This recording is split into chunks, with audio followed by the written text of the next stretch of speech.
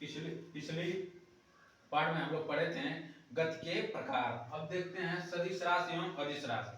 तो पहला है सदिश राशि। तो आइए इनको देखते हैं और समझते हैं। तो ऐसी राशियां जिनको व्यक्त करने के लिए परिमाण के साथ साथ दिशा की भी आवश्यकता होती है सदिश राशि कहलाती है।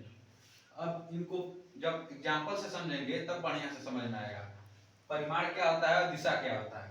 तो देखिए बल है, बल है, पहला बल को समझते हैं। जैसे बल, किसी वस्तु पर हम बल लगाते हैं, जैसे मान लीजिए किसी कोई वस्तु है उस पर हम 5 न्यूटन का बल लगा रहे हैं।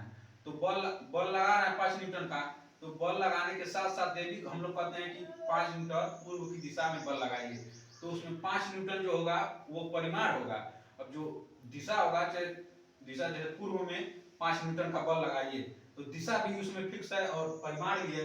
तो जिसमें परिमाण और दिशा दोनों रहेगा वो क्या होगा, सदिश राशि होगी। अब दूसरा है अदिश राशि। तो इसमें आइए हम लोग देखते हैं ऐसी राशियां जिनको व्यक्त करने के लिए परिमाण की आवश्यकता होती है दिशा की नहीं, अदिश राशि कहलाती हैं। तो आइए इनको एग्जाम्पल से समझते हैं। परिमाण की आवश्यकता होती है किंतु दिशा की नहीं। जैसे समय, समय है, कोई जैसे पूछ रहा है आपसे कि पैसा कितना बज रहा है, तो आप कहेंगे कि 5 बज रहा है।